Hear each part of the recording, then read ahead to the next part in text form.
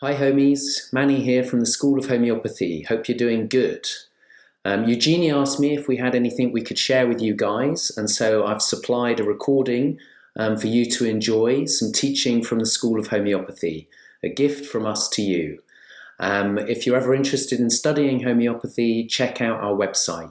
We have courses for beginners, for those that want to become a practitioner, or for homeopaths that would like some continuing professional development or postgraduate training. Get in touch. We'd love to hear from you. But for now, enjoy this teaching and get inspired. Thanks so much. Bye now. Okay, so Mappa Mundi, you will have studied it a little bit already. So essentially, we don't need to go over all the introductory stuff too much, but we'll do it a bit. Has one of you got a good kind of grasp and a good definition of what you think the Mappa Mundi is? It's combining the four elements into the different remedies in some way. Mm-hmm. Remedies and patients as well. Yeah. Okay, good. That's definitely true. So, the Mappa Mundi, it's also called the Circle of Elements by, Jeremy Sher refers to it that way. He uses it a lot too. So if any of you do go on study with him, you'll already have a really good grounding in Mappa Mundi. So it's kind of designed to bring a focus to the inherent forces in nature and how they are expressed through humans, especially in states of sickness. So it really ties in with the concepts of homeostasis. Rather than being in a homeostatic balance when you're ill, your symptoms often express themselves in a tension of opposites, in which the patient expresses symptoms that seesaw from one pole to another. For example, from chill to fever, in an influenza, and we've all heard a lot about that. It's COVID-19. So the Mappa Mundi can be used as a guide to the salient homeopathic information presented by the patient, and it highlights the dynamic and characteristic symptoms because, when they're in flux or in polarity, that's often symptoms that are more dynamic, and we know from Hahnemann and the organon that these are the important symptoms. Otherwise, these can quite easily get lost. When you're taking the case, you get a lot of information, and it's really important how you work with that and how you use that creatively. And there's so many systems now that it's so easy to get lost. So it's quite nice to have something that's just quite basic and quite old and ancient, and to kind of have as a you can always use that. You know what I mean? If you had a timeline, you say phlegmatic is pregnancy, and then you go to birth, childhood, sanguine, round adulthood, choleric, melancholic old age. Could you actually plot someone's timeline around it and what sort of symptoms they're having and the depth of it? Yeah. I mean, so the other part of Michal Jakir's plant system is, she has columns, which are the different subclasses of plants, and they go from feminine to masculine. And then there's rows, which are ages of development, according to a psychologist called Erik Erikson, who was a student of Freud. So they're the developmental ages of man. And if you can discern where a patient's sort of never been well since state comes from, and whether they express themselves as a particular kind of age, then that does map onto the Mappa Mundi very well.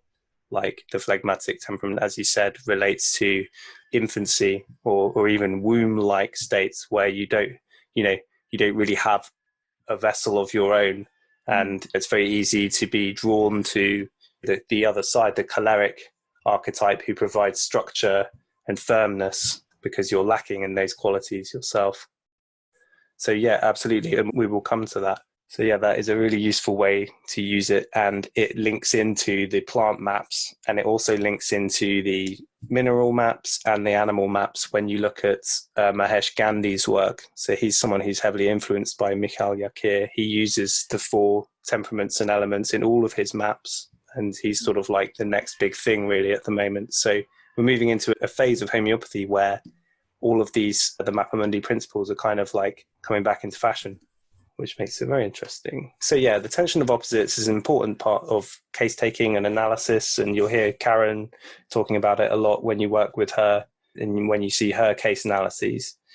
So like I said, we're always looking for dynamic aspects, and where symptoms are polarized or even contrary shows where the energy is in the case.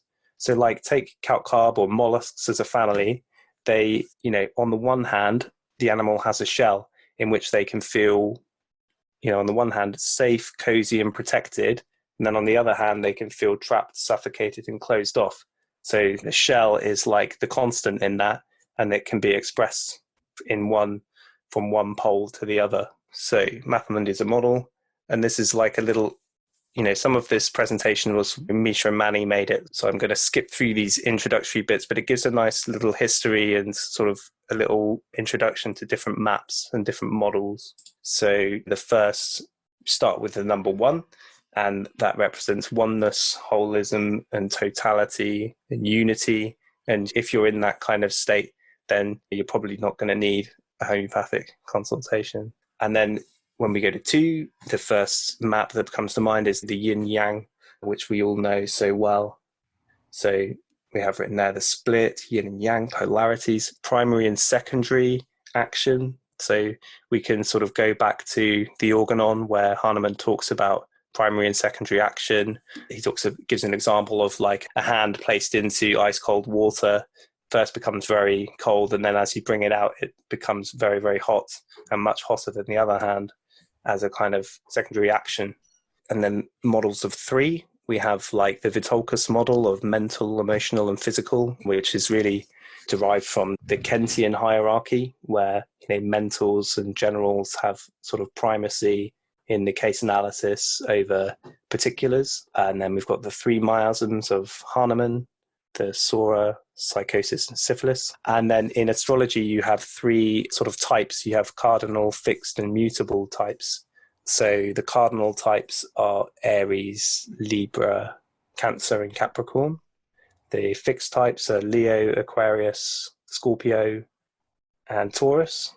And the mutable types are Gemini, Pisces, Virgo, and Sagittarius.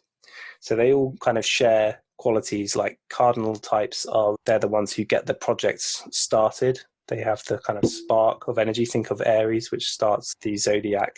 It's all about the individuality and making a bold, courageous start is very Aries. The fixed signs are much more about maintaining and like using the energy to really achieve something.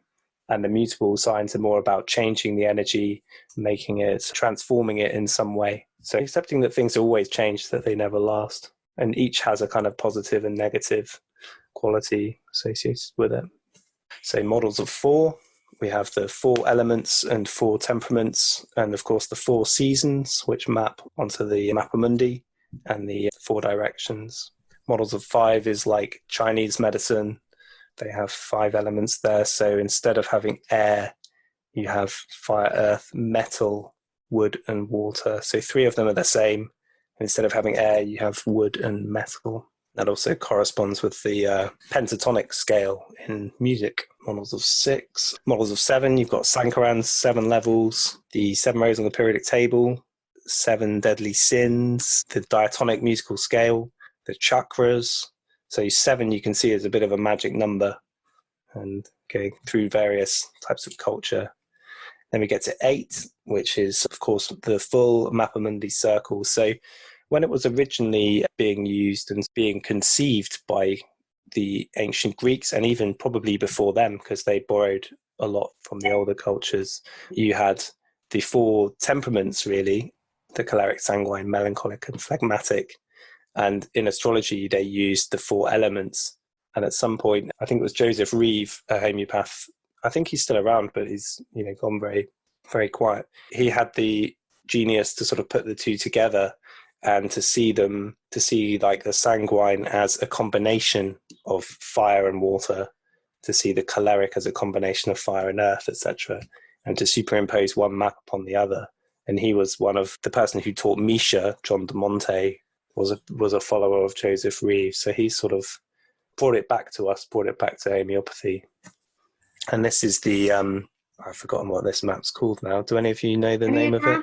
Is it the Enneagram? Yeah, perfect. There was a talk about the Enneagram recently in the Society online conference. Brilliant. Yeah, another interesting one, and it's what David Lilly's really into. Yeah, shame we didn't get to hear from him recently. But yeah, there's 9 planets as well in astrology. And then 10, that would be the chakras, right? The tree of life. That's the tree of life. Nice. And the 10 commandments, 10 Is that miasms. the Kabbalah thing? Yeah. The Kabbalah. Nice. Good. I'm learning off you, which I like. So one of the things about Mappa Mundi is that, and homeopathy in general is, especially from Hahnemann, is that he observes nature. You observe nature and the way it behaves, and you understand that man is a part of nature, and we cannot actually really behave in ways that contravene natural laws. So for every action, there's an equal and opposite reaction. And that's what these like polarities in the Mappa Mundi are telling us. So yes, the Mappa Mundi, it predates the classical Greek period. Could be an early Egyptian idea. Empedocles was the guy who really conceived of it and worked with the idea. And then Hippocrates was the first to use it in a more medical setting, as I understand it. And we know Hippocrates, made the assertion that you can treat diseases using the like principle or the use of contraries. So even though the Hippocratic Oath is, a well-known part of the allopathic model, they don't talk about the fact that Hippocrates also states the principle of homeopathy that Hahnemann developed. And the system was actually used and underpinned medical diagnosis until the 1900s. And then in the Age of Enlightenment, all the sort of the word now, it's empiricism. Empiricism and vitalism were the things that Hahnemann really stood for. And, empiricism is just like testing things. You don't need a theory. It's just testing and observing what happens, exactly like you do in homeopathic provings. It's dealing more with the subjective. So you can get a body of empirical data and research, and that's not really considered scientific anymore because it's not, placebo-controlled, double-blind, etc. But it's, I would say it's still a scientific, it's still a form of science. So the Mappa Mundi provides us with a map with which to navigate, understand, and make use of polarity. It organizes the 4 elements and temperaments onto a circle, plotting pertinent homeopathic information alongside each aspect, so that we can perceive where our patient's disturbance and its opposite compensation are. It can be of practical use in case analysis, allowing you to see which polarity is highlighted by, for example, the food cravings, the modalities, the organ affinities, and the psychological characteristics.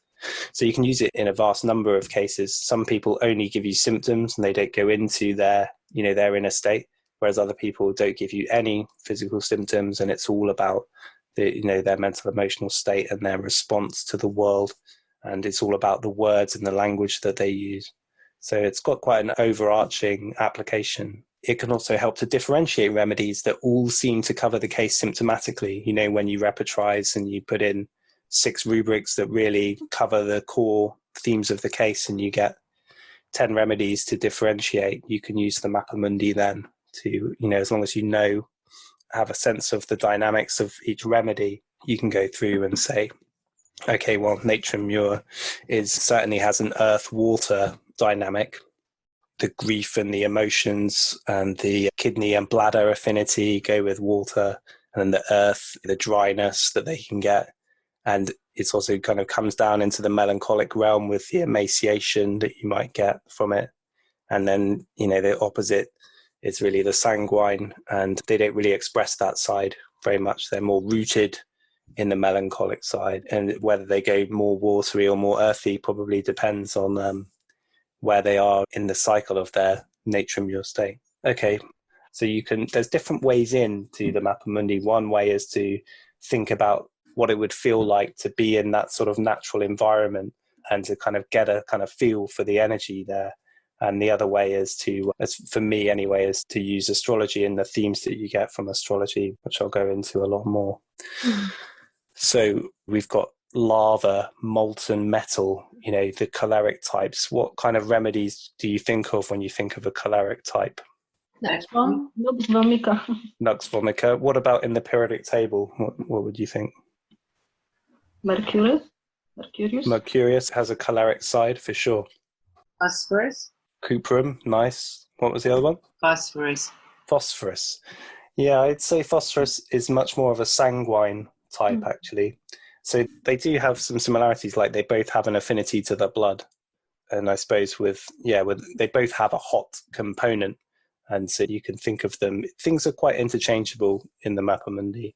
But I would say the metals in general are quite choleric because they're a lot about commitment and work and industriousness and achievement. Those are all quite choleric qualities. And, they're like the lawmakers and they want to do well. They're ambitious. They want to strive towards achievements. So those are all quite stage 8, column 8 characteristics in the periodic table, like ferrum metallicum. Think of ferrum, hemoglobin, blood, forcefulness of the metal. And then what state do we see our ferrum patients in? What would they come with to the clinic? Depleted, anemia. Anemia, exactly. So they've gone to the phlegmatic state through overdoing it. Because when you're anemic, you've got no energy, right? Yeah. And phlegmatic state is all about, lying down and not being able to do anything to a certain extent. Somebody says, let's say a healthy Nux Vom. Yeah. You'd still want to see them in the choleric quarter, but you'd want to see them near the middle.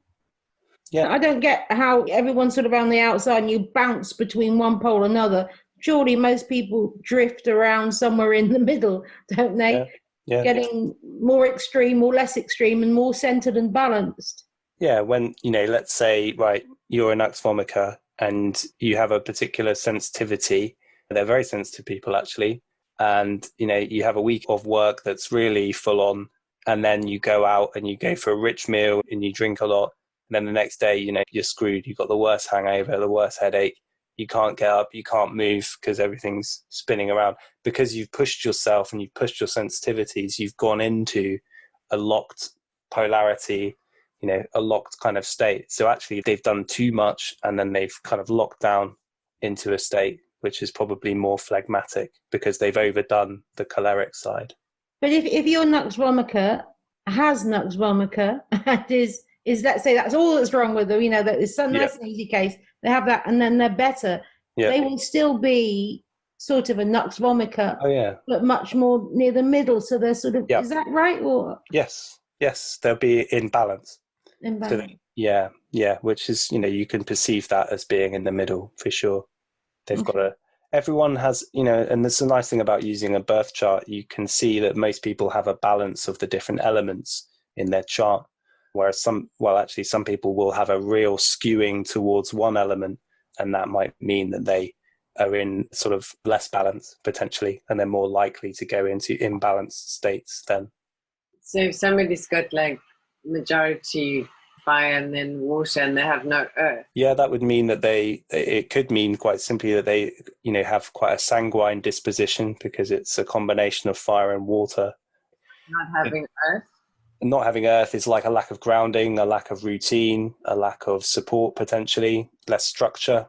And things remain in the more, the fire realm is more to do with the imagination and, the inspiration, and the water realm is much more to do with the intuition and feelings. So those two, you think of fire heating water, that's a real boiling kind of, they're on the boil all the time and they can't bring that down. They can't sort of necessarily turn that into something with structure or something that's solid. That's what earth is about. It's like making something practical. So they would struggle with that potentially. Yeah. Like Kurt Cobain had like no earth in his chart. He was all water pretty much. And you can, he was a real like vessel for, a whole generation, and water like can channel things and is intuitive about things. Mm. But without the earth, like there was nothing rooting him. Floating. Yeah. So you can think, with choleric, you can quite simply think of cuprum, the general, ferrum, the officer, armies, institutions, hierarchies, that kind of thing. Phlegmatic, it's a combination of air and water, so it's a bit like mist or vapor. There's no boundaries as such. It's moist, and to use like rubrics, it would be like flabby feeling, quite calc-carb, cold perspiration. They tend to lack firm opinions and they're not so good at standing up for themselves. They can be people pleasers. They can be a doormat for other people, essentially. But then on the other side, they're very laid back people, and they'll do things for people and help support others. And so, there's always the different sides to them. And in the sanguine temperament, which we've been talking about, Misha talks about a spouting geyser or a tropical rainforest as being, nice images to use. The personality types are youthfulness, mirth. If you think of rubrics, it's like mirth, hilarity, vivacity, playfulness, naivety, youthful quality. It's got an adolescent quality. And the melancholic temperament is much more like old age, restraint, wisdom, reason. And also, like digestion plays a big part there because it's about consolidating. So when the food gets to the intestines, it's all about recycling and using up. The sanguine temperament is all about spending resources. And you have this expansiveness and discharge. Like Lachesis has a very melancholic sanguine dynamic because they hate any restriction, which is the melancholic side. Remember, like the other way of looking at the melancholic sanguine is too open or too closed. So you have this like closed quality. So anything that restricts the Lachesis patient makes them want to discharge, let go, release. Vitolkas talks about it as being like too much stimulation looking for an outlet, the essence of Lachesis. So here's some examples of polarities then. So this is an easy one because we've just been talking about it. Mirth, liveliness, hilarity, desires company versus solitary, absorbed in thought, misanthropic. Which axis would that be? Sanguine melancholic. Perfect. Dominated, victimized, abused versus dictatorial and aggressive. Phlegmatic, Yeah. Leadership, duty, responsibility versus seeking approval. Again. Right. Yeah, other way around. Yeah, perfect. Jealousy and envy versus acceptance. Ooh. Sanguine. Yeah. Sanguine melancholic or more water earth, isn't it? I'd say the jealousy and envy is quite strongly melancholic. Is melancholic. Because it's sort of you're like with jealousy, you're kind of holding on too much to something and you're brooding on it, and so that's quite a melancholic thing to do. So it's more dry and cold rather than the passionate sort of jealousy that you might have with sanguine. Is that right? Yes, that's right. It could express itself with some fire for sure. Yeah, so that's things slip around a bit especially when you're dealing with psychological characteristics. They're not always as simple as you'd like. But when you do get, like the case I'm going to show you, it's quite rooted in the physicals, and that helps when you're using Mappa Mundi. So you've all seen this nice map. Okay, so this is more like the astrological stuff that I've been working on. So when you look at astrological fire, you get... Can you send us? Yeah, I'll send you this very document. So astrological fire is like, a universal radiant energy, because that's what the sun is, basically. It's creative force. Without it, there wouldn't be any life. And so the qualities are excitability, enthusiasm, dynamic, spontaneity, wild, turbulent, uncontrolled, passionate, reckless, and extravagant. So you can see when there's too much fire, that's the kind of quality that there is. It's conscious. So in astrology, you have like a polarity between the sun and the moon. The sun is to do with like consciousness and individuation, as to use the Jungian term. So the sun is about bringing things into illumination. You have different aspects of your psyche, and the sun is like the kind of container for them all. So it's the ego, essentially. And the moon is the subconscious. So the feelings that you have, and the moon reflects. So the moon's always reflecting the light of the sun. It doesn't have its own light, and it's always shifting. With the lunar cycle, it's a shifting of light relationships, basically. So the moon is always reflecting the sun.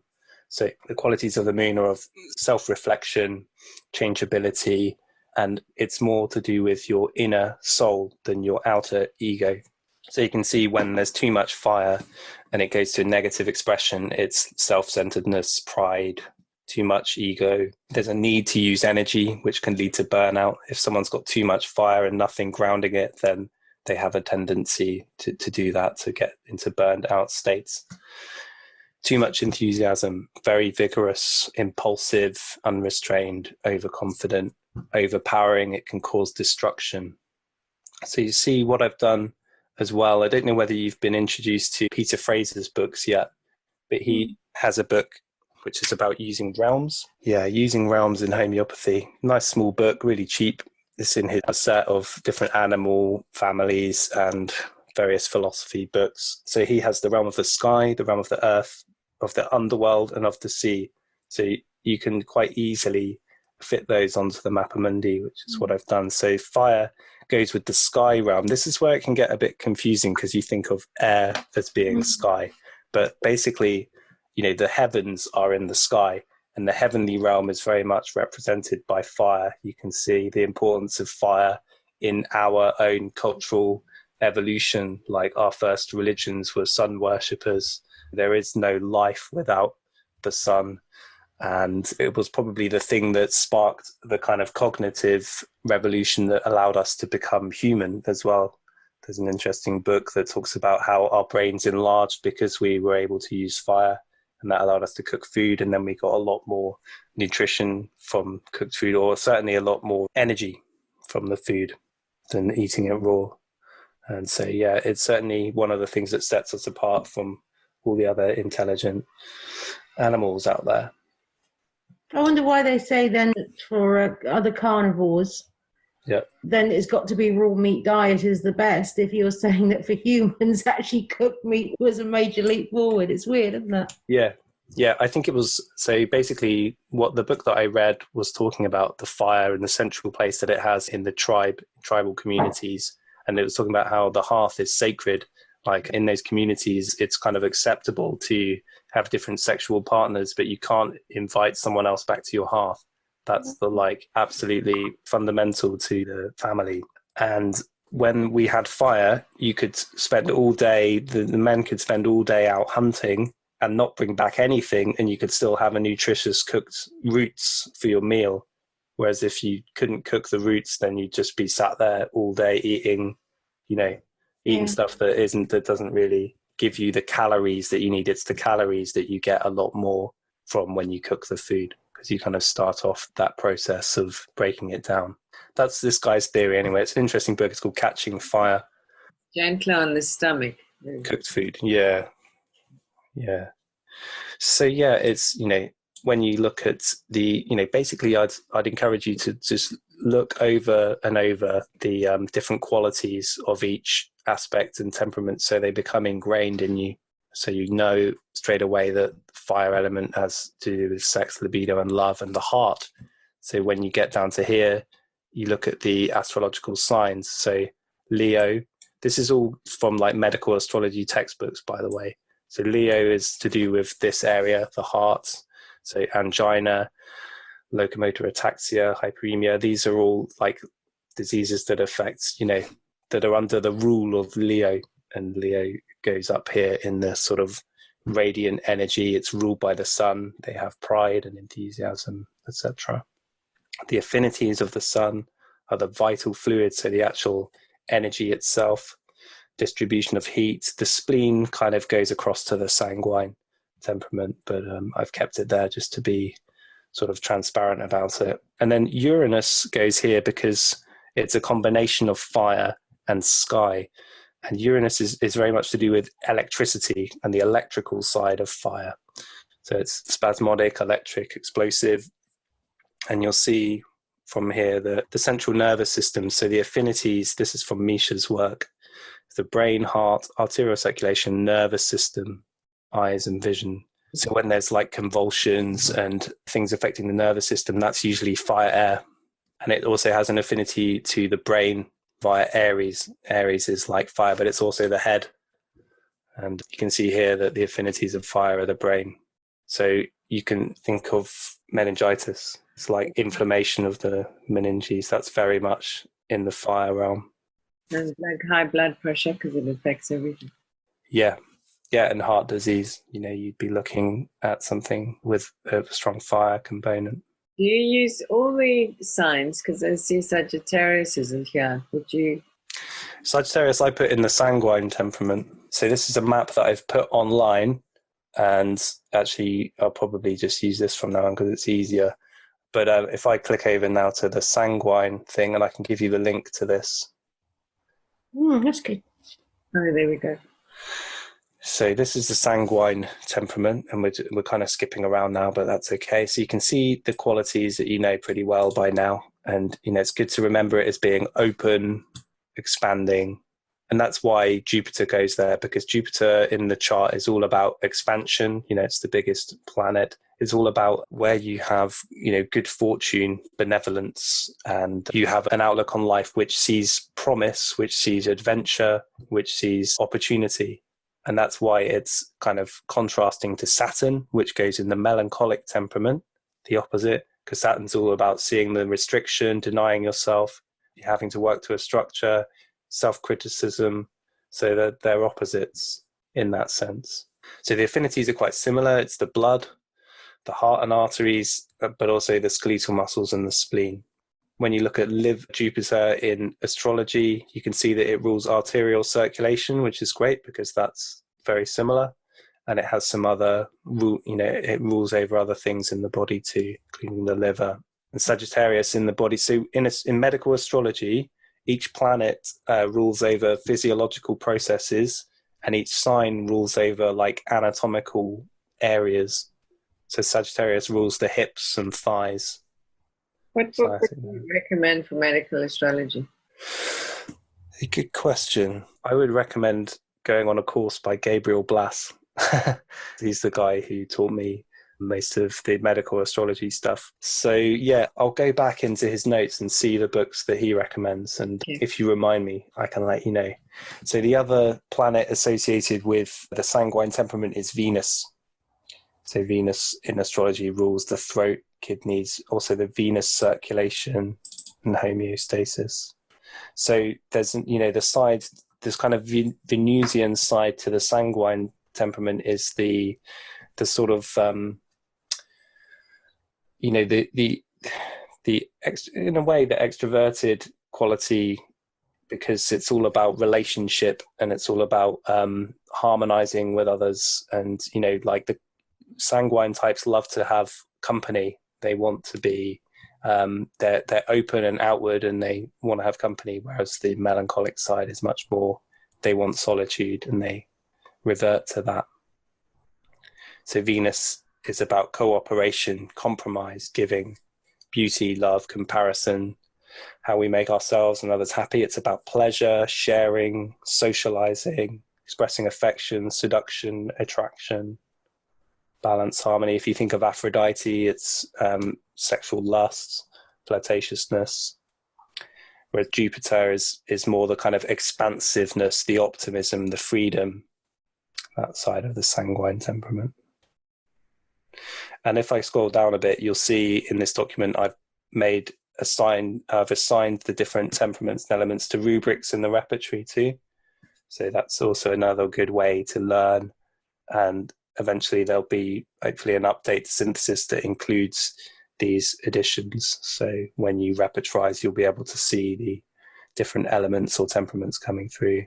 So you can see there's mirth, naivety, optimism, openness, vivacity, euphoria, extravagance. So all of these are rubrics that, define the temperament quite well. Adventurous, affectionate, amorous. And we have the physical rubrics, the time.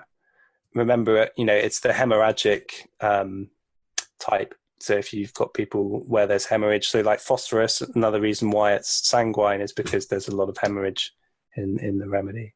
Is that the archetypal sanguine remedy then for phosphorus, really? Yeah, good way to remember it. Yeah, definitely.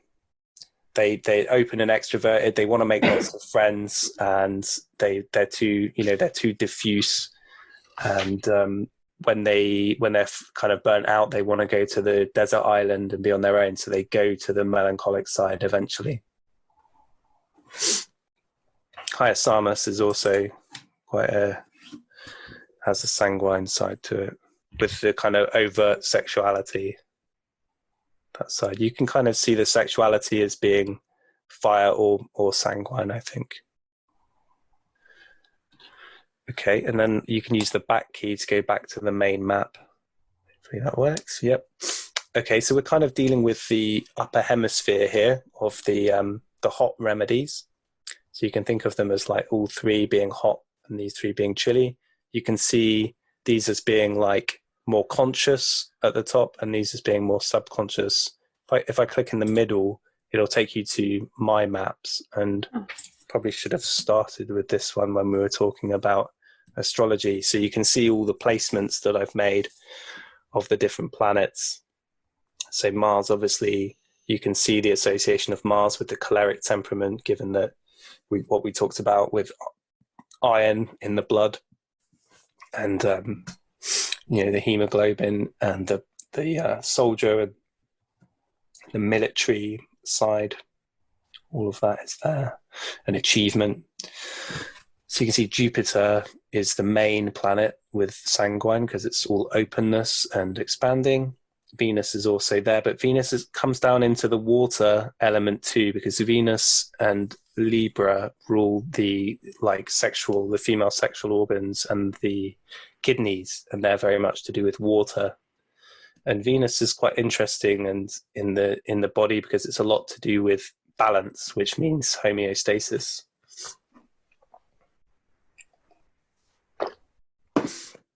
And then across in Earth, we have mostly Saturn. Saturn rules like joints, skin, teeth, bones, that kind of thing. And it's about structure. And Saturn kind of comes down and is, mutually associated with the melancholic side, along with Mercury. So Mercury is to do with analysis and kind of digestion. It's digestion of ideas in Gemini and digestion of physically in Virgo. And Virgo's, very much, rules the intestines, and it's to do with purifying, and it's to do with analyzing. And Virgo, it's all about if something isn't pure and it isn't right, then you throw it away. And that's what the process of digestion is in the body. So you see it fits really well with the melancholic.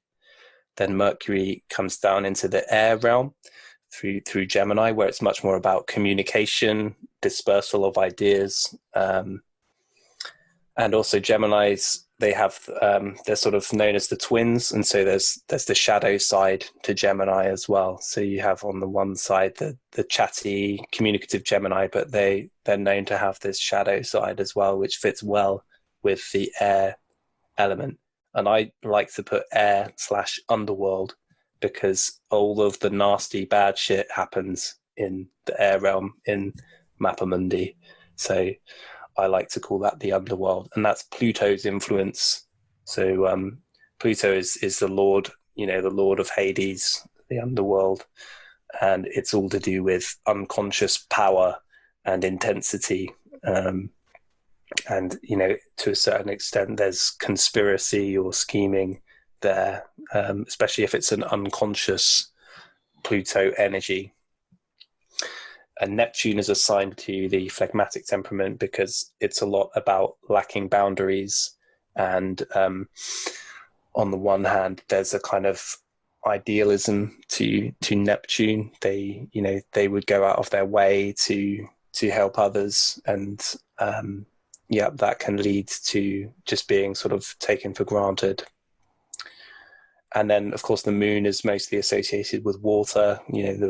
The lunar phases have a direct bearing on the ocean and the menstrual cycle.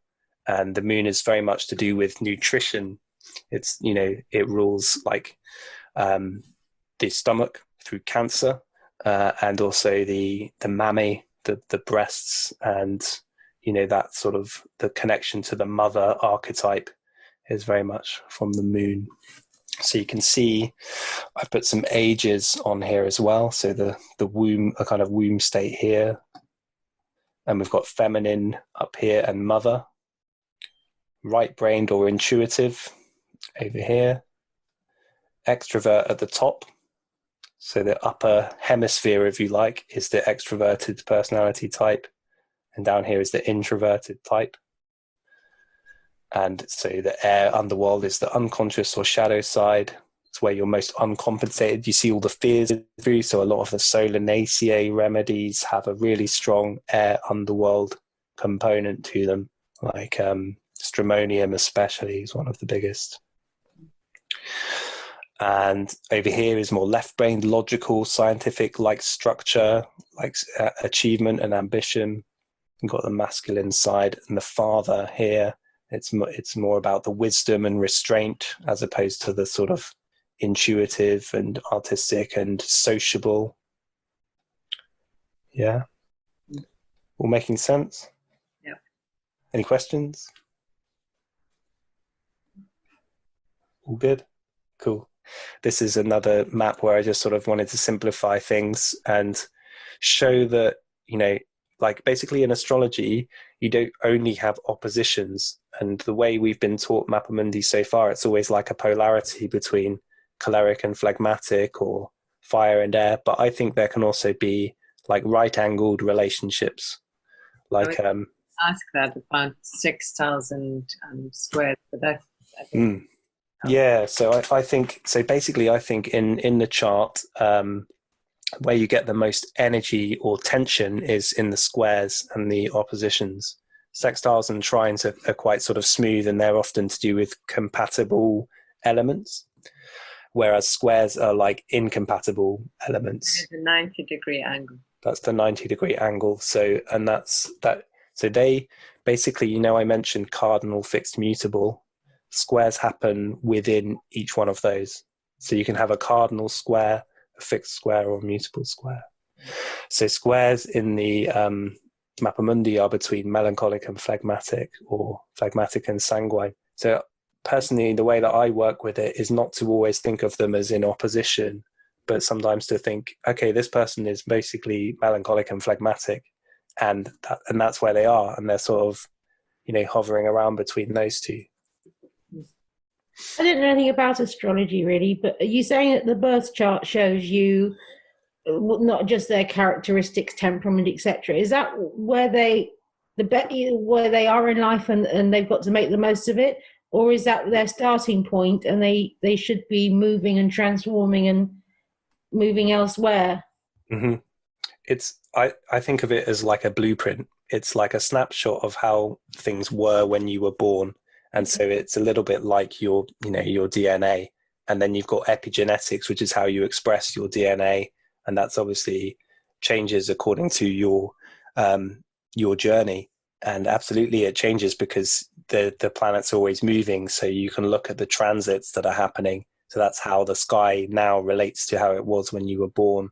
And that can show that different parts of your psyche are being activated, or sort of like activated is the right word, and that will bring up different things for you at different times. Very complicated, isn't it? Yeah. Yeah, it's a massive system for sure. But like I think the Mappa Mundi kind of allows you to synthesize it and simplify it, and it allows you to use it homeopathically, for sure. But you can't just use someone's basic birth sign, or Sagittarius or Pisces. It's not a lot of use for this. No. That's just the sun sign. So that's like the sun sign is your outward character, and it's like the role that you play in society. It's not your inner nature, and it's not like a synthesis of all the different aspects. So every planet rules a different sort of psychological aspect, and also a physiological side too. Okay. So yeah, you need to look at how they relate, what elements are involved.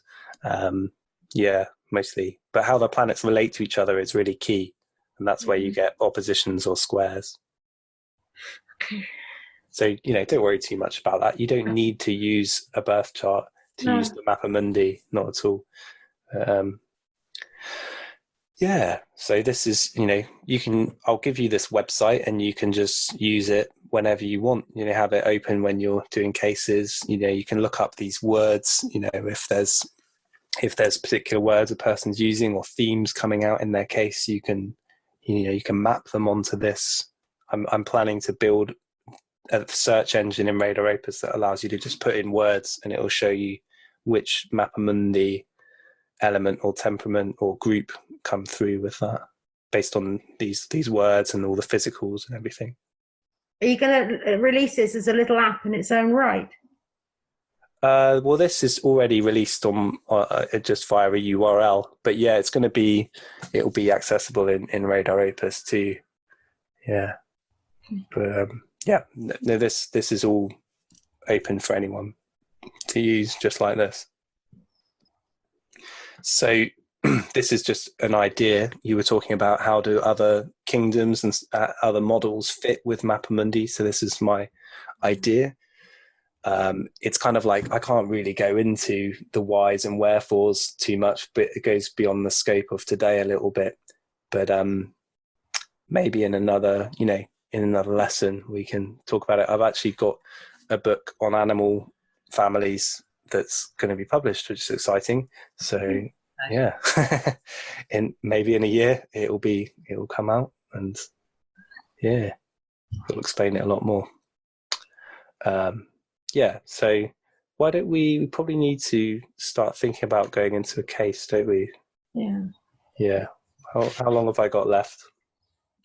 Half an hour. Yeah. So use this website. What should I put the URL in the chat now, and you can all copy it? Is that a good idea? Let me go back to Zoom. Do I open the notes? Oh, that's someone's chart. Yeah. Wow. Did you do that, Appet? Right. That's the software that does that. That's a different application that I use for that. Sharon, I'll send you a astrology site where you can put your birth data in and have a look at your chart. Yeah, I'd love to do that. Trouble is, I don't know my time of birth at all, so I'm a bit lost. And it will you can still see what the angles are. Yeah. And Yeah. There is a page online called Cafe Astrology, Sharon. I've done my chart there. I might have a look, frighten myself. 30 pages long. Yeah, you'll be missing some information, mainly about where the moon is and where your ascendant would be, but you can still tell quite a lot. Still meaningful. Yeah. Is it? Yeah. Okay, let's look at a case then, and I'll show you kind of how I use it. Let's just do that for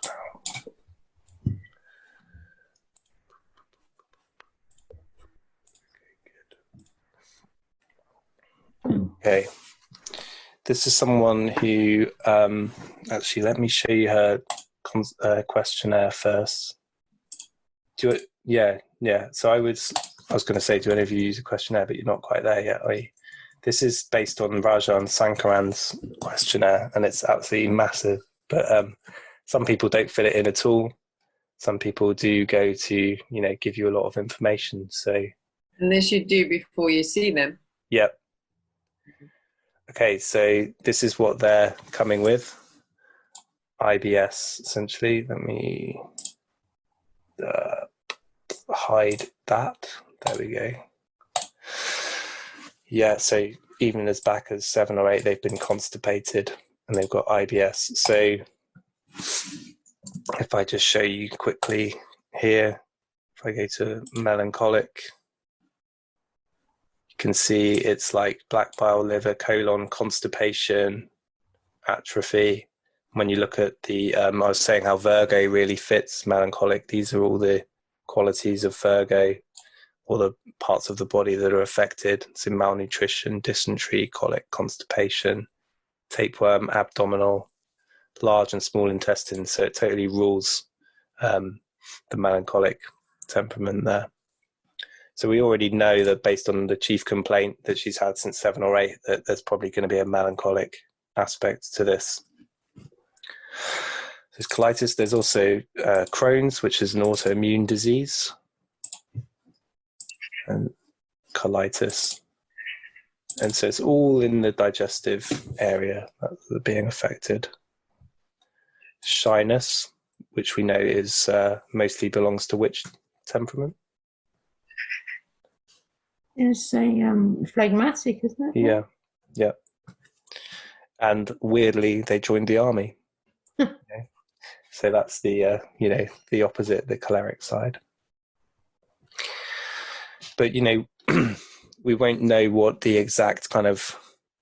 You'll see bits of everything, especially when you're dealing with peripheral things, and it won't be until you know what the kind of central and recurring themes are of the case that you'll know what the main weighting is.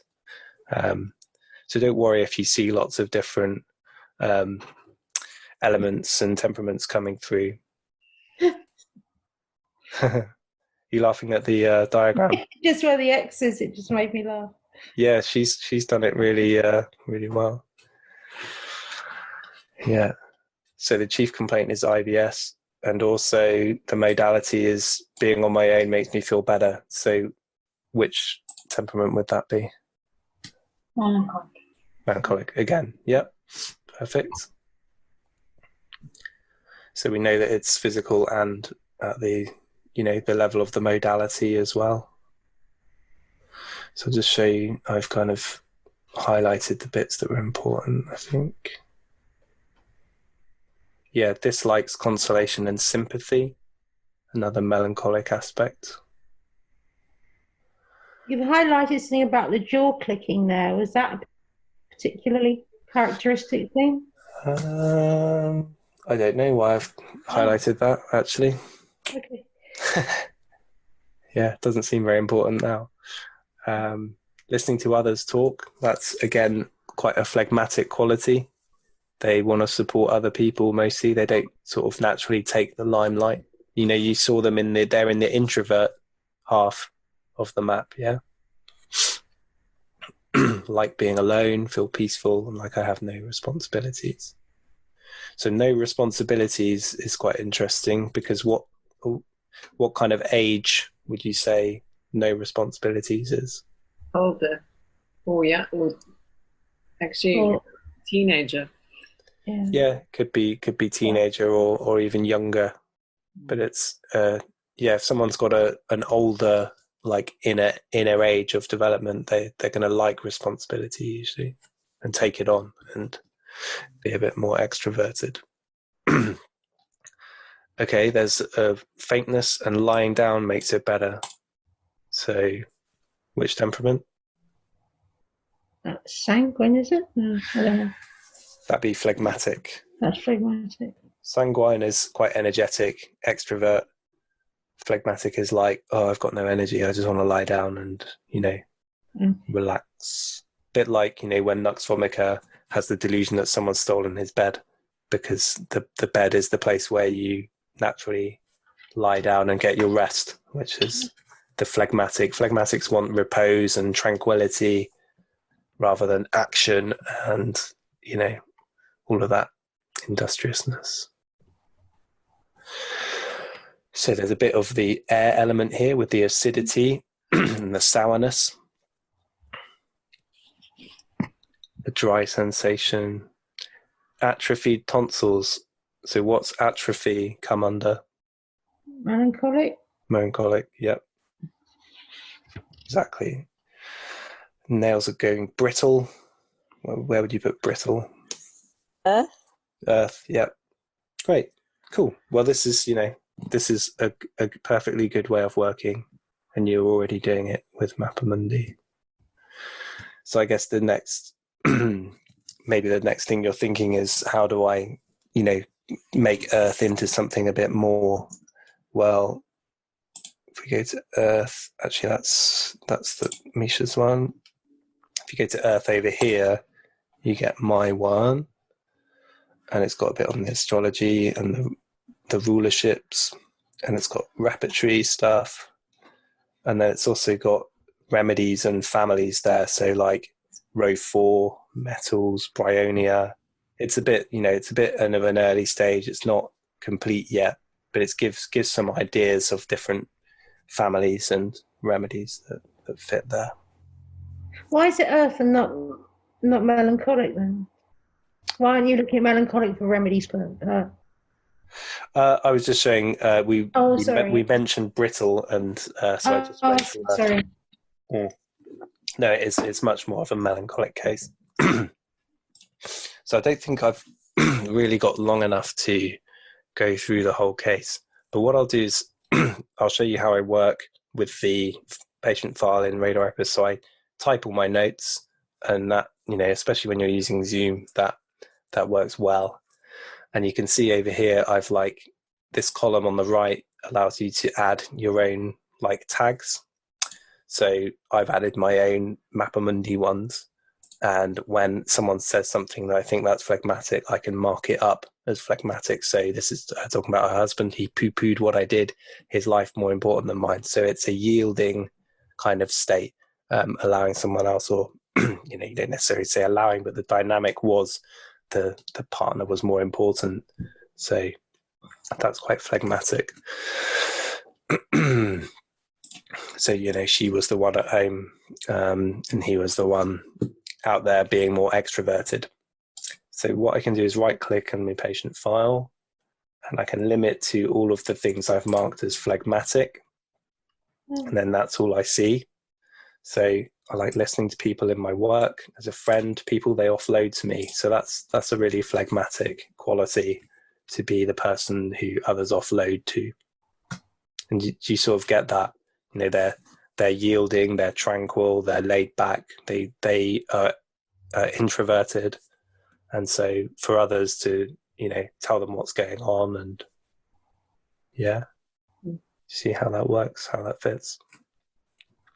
Not very good at saying no to people, so that's the kind of classic doormat sort of phlegmatic side.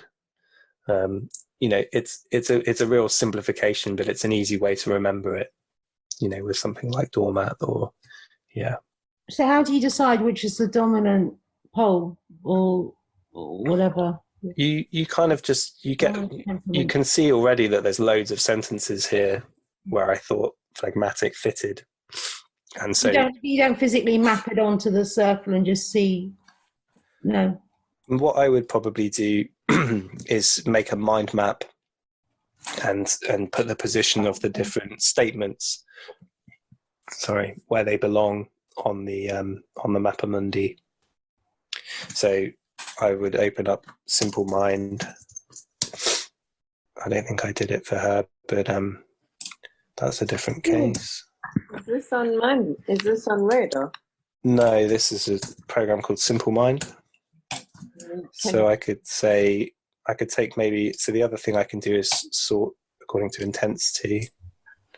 And I'll take all of this, copy, go into here, and then paste there, just resize it. And I put that down in the phlegmatic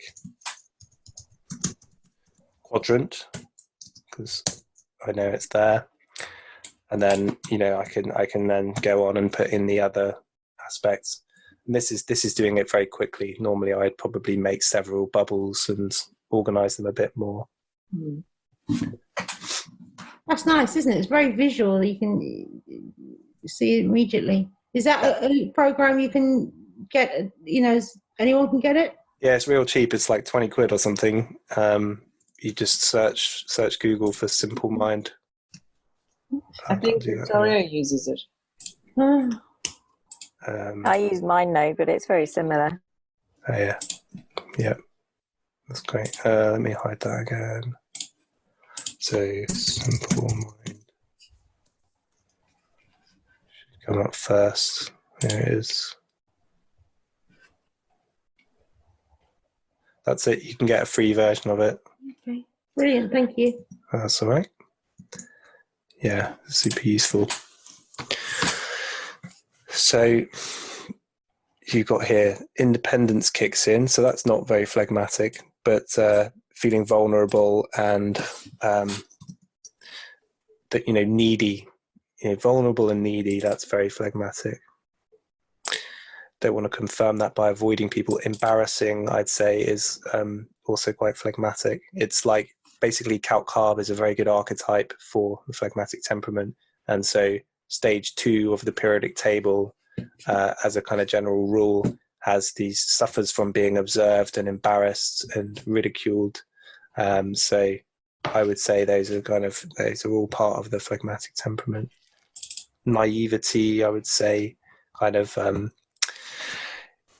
sanguine has a sort of naivety to it as well.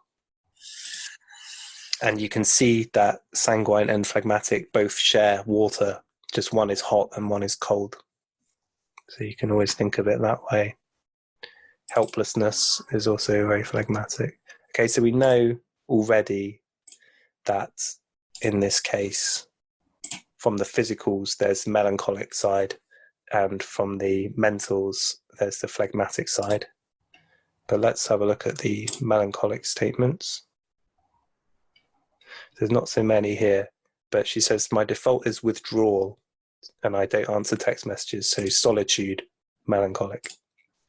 Could go into a depression or low mood, feels lonely, like being truly on my own. Yeah, I like to, go off and camp in my Land Rover, get rid of pressure and responsibility. So those, you could put a bit more in the choleric realm, or you could think of them as part of the kingdom themes potentially. So it's about using the Mappa Mundi, in addition to your other systems and just repertorizing, and it's one of the tools in your toolkit. Yeah. So mostly in her case, it's the physicals which really confirm the melancholic temperament.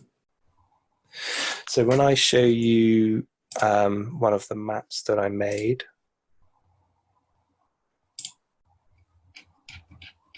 of the minerals, here it is.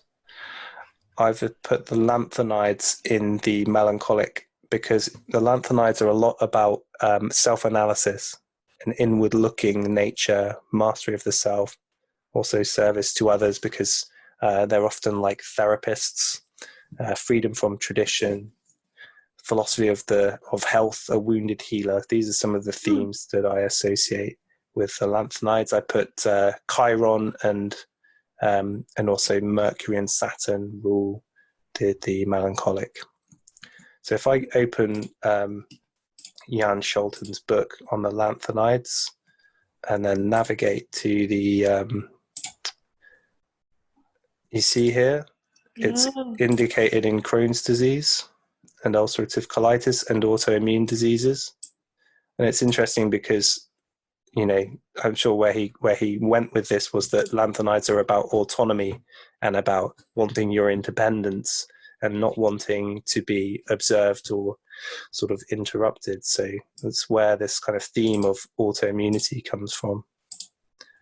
So a lot of the physicals associated with the melancholic temperament fit with the lanthanides, as well as the theme of self-analysis and looking inwardly.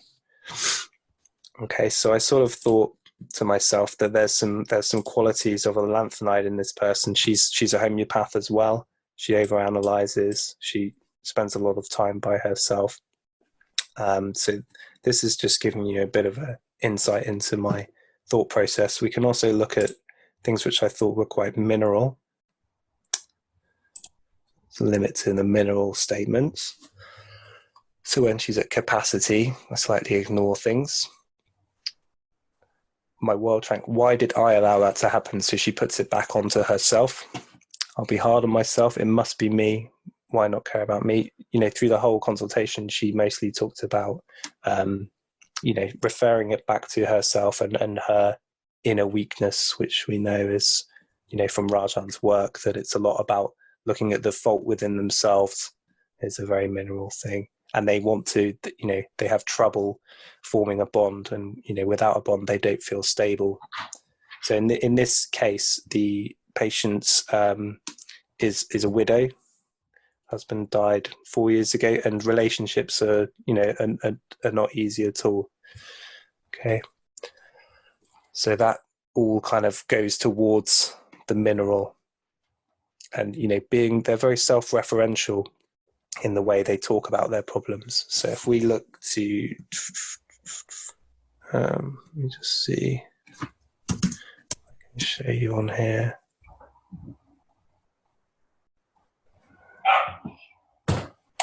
(2D). So Anna Vivarka is really good on kingdom stuff as well. So this is her, when she talks about 2D, she's talking about minerals and sarcodes and gemstones and those groups. So it's all about my existence. The patients answer the questions with definitions. They don't use hand gestures quite so much, usually. Little facial expression or body language, no or very few modalities. One main problem, and it's to do with function, capacity, roles. You mentioned capacity there. I can or I can't do it. I need or I lack or I miss. I'm unstable, losing or wanting grip, dependent.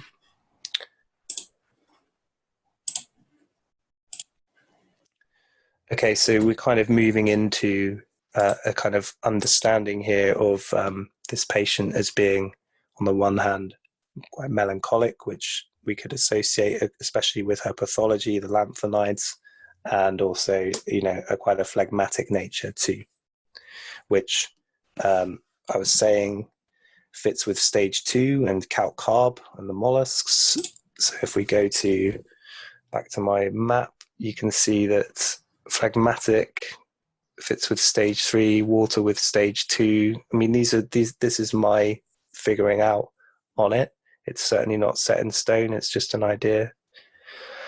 But this is also based on astrology. And there's another document I'm working on that's sort of work in progress that I'm happy to send to you, and you can check it all out.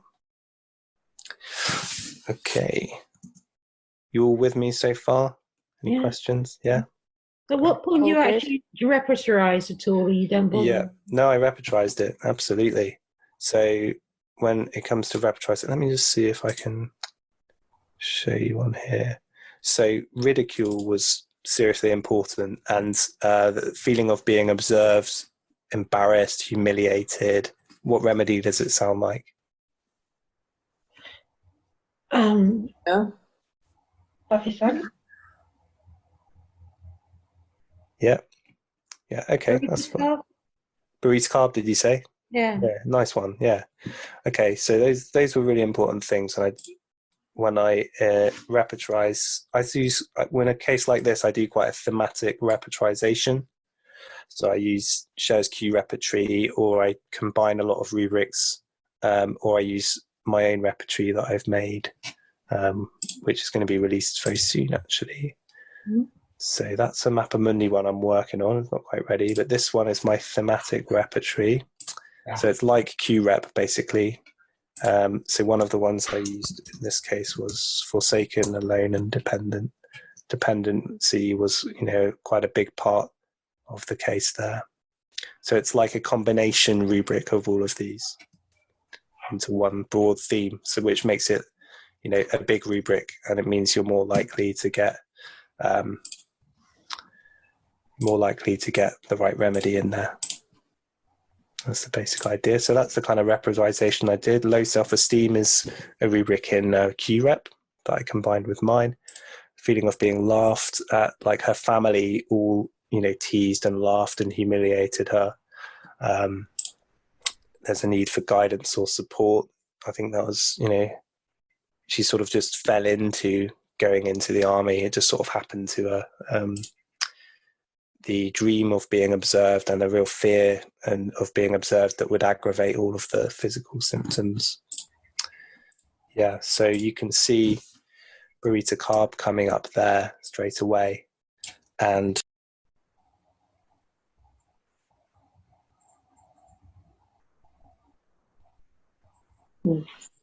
I just muted myself. Can you hear me? Yeah.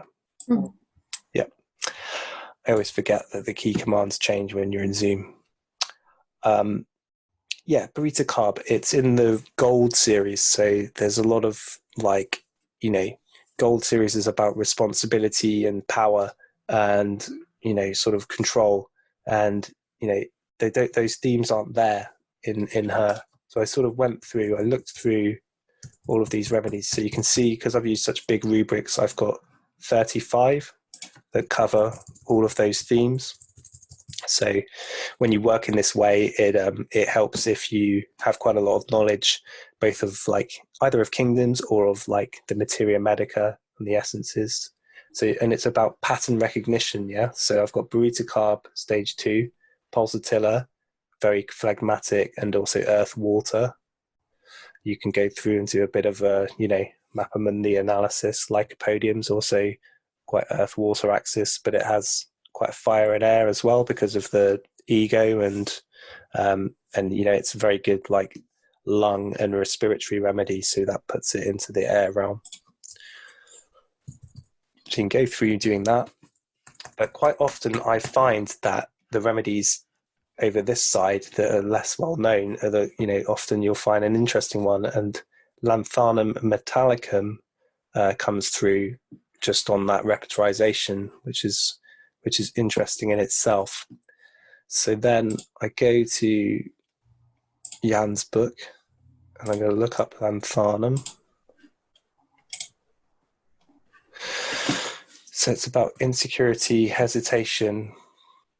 It's as if they want to look in all directions at the same moment. They search for possibilities and fear threats. They fear being ridiculed and bullied. Jesting is a big keynote. People tend to tease them automatically. They're ridiculed a great deal. And this was really true for her. A lot about ridicule. Let's just find the exact bit in the text which was about that.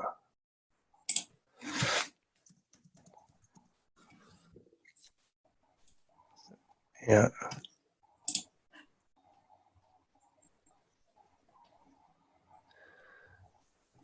So I don't remember my mum ever hugging me.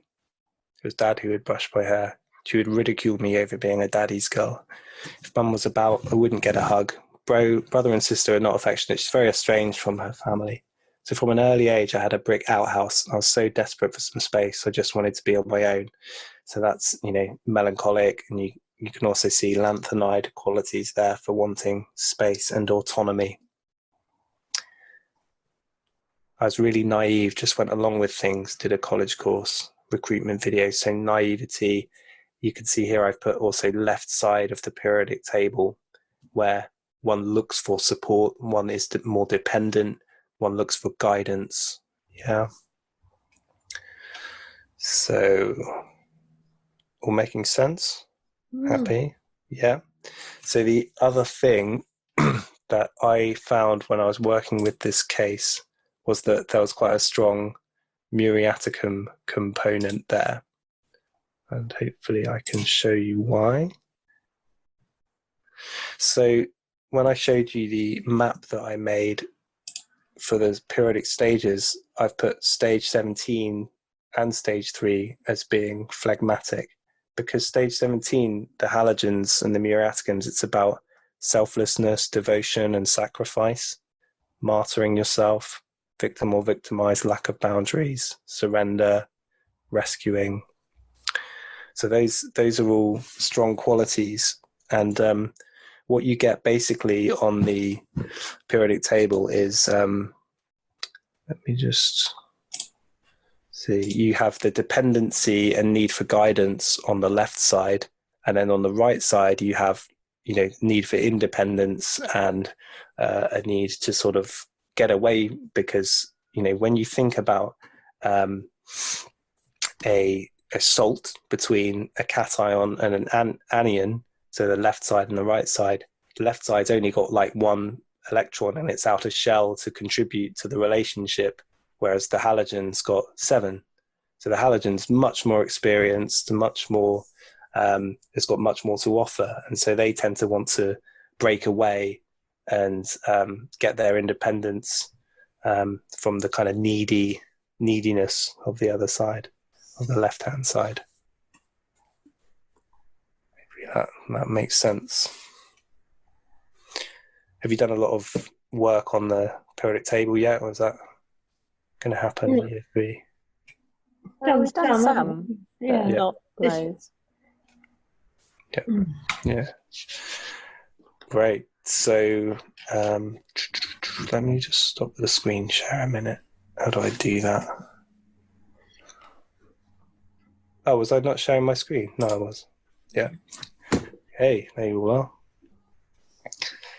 So yeah, she received Lanthanum muriaticum rather than metallicum because I could see the other side in her, the like independence, and also like, you know, the mother muriaticum can be a bit of a like archetype for the mother, yeah, the you know, that whole archetype of caring. Yeah, and it also has, you know, like hydrochloric acid is essential in the digestive process, and all of her complaints were in the digestive area. So Is that what it is? hydrochloric acid is muriaticum. Yeah, yeah. It's chlorine basically. So you know, Sodium. I didn't know that. yeah. There's loads to learn. I didn't know it until someone told me. As well, eh? Yeah. Sodium and chlorine. Sorry? Sodium and chlorine. Who's mentoring? Is it sodium and chlorine? That would be natrium, natrium muriaticum. But yeah, hydrochloric acid is hydrogen and chlorine. And oxygen, probably. Yes.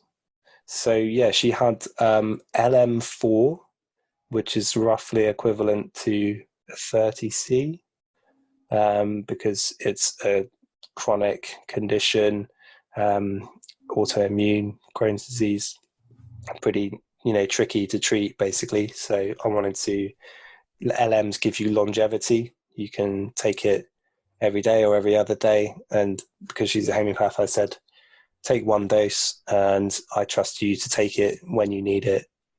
Normally I have to guide people more, but she's been taking it mostly every other day. And I have one follow-up with her from a month, and you know, the digestive symptoms have changed. They've not gone away, but she goes to the toilet a lot less, sort of going more on the side of constipation, if anything now. You know, if she gets anxious, that still brings, you know, it's like an anticipatory anxiety that still brings on the need to, you know, go to pass stool. The flatulence is still, you know, an issue. If there's anxiety, there's there's more wind, and then there's, when you're thinking about that, you get more anxious, and then it's a vicious circle. But in terms of her feeling more comfortable in like the new relationship she's exploring, that's been going really well. And let me just see from the follow-up what she said. Yeah. She says, the remedy's helping me to be more true to myself and not hide who I am. I haven't laughed so much in a long time, feel way less held back in that way. Although I do still overanalyze, I've been more able to go with the flow. I can't wait to speak, feels really positive. And doing less sort of, you know, people are annoying her less. And yeah, that's it really. That's the one. So I'm really hoping that did shed a bit of light on how you can use the elements and Mappa Mundi, you know, in a more practical way. No, it's been great. Thank you. Yeah, Definitely. Also, it seems to be that you can use it as kind of to plot a character, rather than going for rubrics and stuff. Yeah. Obviously, you wouldn't put their character in the rubrics, would you? Because it's not pathology. There's different ways. Like I would say you can repertorize according to the person's like disposition, but it's a different type of repertorization, and you put it in a different clipboard, and it's like more of a thematic repertorization. It's that would be my take on it. But you don't necessarily have to, if you know that you're using a system like Mappa Mundi. You hold that image in your mind that you want to see in the remedy, that there's either, you know, ideally the psychological and the physical affinities of that, you know, the melancholic temperament in this case. Yeah. Amazing. Very good. Cool. Any other questions, thoughts? I have a question completely not random, but you did, when you taught us recently, you were treating that young man who had drug problems. Oh yeah. Did you ever get the remedy to him, and how's he doing? This was the Ignis alcoholis patient. That he had been admitted. Yeah, I did get the remedy to him, and yeah, he had it. He basically got out of that institution really quickly and went back to stay with his mum. And he was obviously like cogent enough and lucid enough for them to feel it's fine for him to leave. Okay. And then he had the remedy when he came back, and he did communicate with me quite a lot. And he said the remedy helped him feel very different. And since then, they did put him on a bit of medication, and then he came off it. And basically, he sort of, pops up every now and again and messages me. But as far as I'm aware, he's doing much better now. So I think it was really like an acute flare up based on the bereavement that he had, and he just couldn't deal with it. So that's nice to know. Yeah, definitely. I think diagnoses do help, but they also, they sort of make you feel like it's untreatable somehow, but that there's still a human being there. And yeah, I actually... Sorry? That's what you gave him. It was an interesting remedy. It was fire. Yes. Yeah, it's a really interesting remedy. Yeah, setting alcohol alight and then burning the alcohol down until you have a tiny bit, and then making the remedy from it. Oh, amazing. Yeah, really interesting. Fascinating case. Yes. Well, thank you. This has been so interesting. Good. Yeah, really, my pleasure. And feel free to email me directly or Jen, and I'll send you a load of stuff. That'd be great. Brilliant. Cool. For organising the tour. Yeah, my pleasure. Thank you. Cool. Yeah, thanks for organising it, everyone. guys. Bye. Bye. Thank you. Take care. Bye.